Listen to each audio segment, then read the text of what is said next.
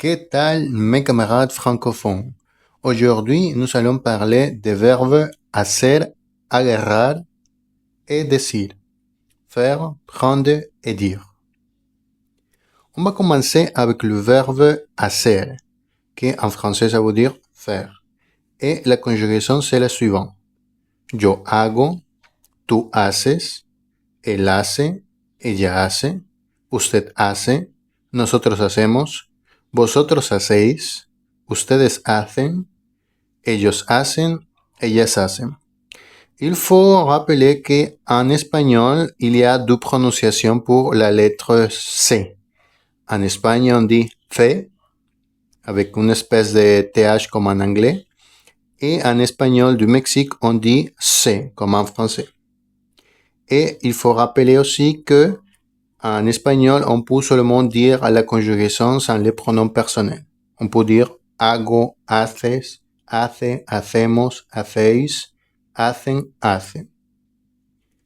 Un exemple de comment utiliser ce verbe, c'est par exemple hago mucho ejercicio. Je fais beaucoup d'exercices. Ou hacemos los deberes. On fait les devoirs. Que en espagnol du Mexique, on dirait hacemos la tarea. On fait la tâche. Mais c'est la même situation, c'est les devoirs de l'école. On va avec le verbe prendre. Et ici, il faut faire attention parce que il y a une différence d'utilisation. En Espagne, on dit coger. Coger, c'est prendre. Mais au Mexique et surtout en Amérique latine, ça veut dire quelque chose de sexuel. Alors, il faut faire attention avec l'utilisation de ce verbe. Coger, c'est seulement en Espagne. Au Mexique, on dirait plus comme tomar ou agarrar. La conjugaison, c'est similaire, mais c'est plus commun d'utiliser le verbe agarrar.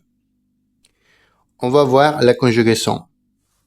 Yo cojo, tú coges, él coge, ella coge, usted coge, nosotros cogemos, vosotros cogéis, ellos cogen, ellas cogen. Rappelez-vous que ces verbes, que ça veut dire prendre, par exemple, prendre le bus, coger el autobus, c'est seulement en Espagne. Et le même verbe au Mexique, on dirait agarrar. Yo agarro, tú agarras, él agarra, ella agarra, usted agarra, nosotros agarramos, ustedes agarran, ellos agarran, ellas agarran. Utilisation du verbe, par exemple, él coge el tren, il prend le train. Ou agarran las sillas, ils prennent les chaises. Et nous avons le verbe decir.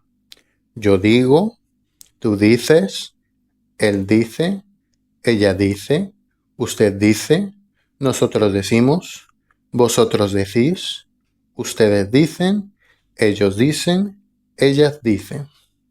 Ça c'est la prononciation comme en Espagne. Au Mexique, on dirait digo, dices, dices, decimos, decís. Bon, en espagnol du Mexique, nous n'utilisons pas le vosotros, on dirait plus dicen seulement. Dicen. Exemple, nous avons ¿qué dices? Tu dis quoi? Ou qu'est-ce que tu dis? Decís que está lejos. Vous dites que c'est loin. D'accord? Et ça sera tout pour le moment. Si vous avez des questions, vous pouvez me les poser et on se verra à la prochaine. Nos vemos.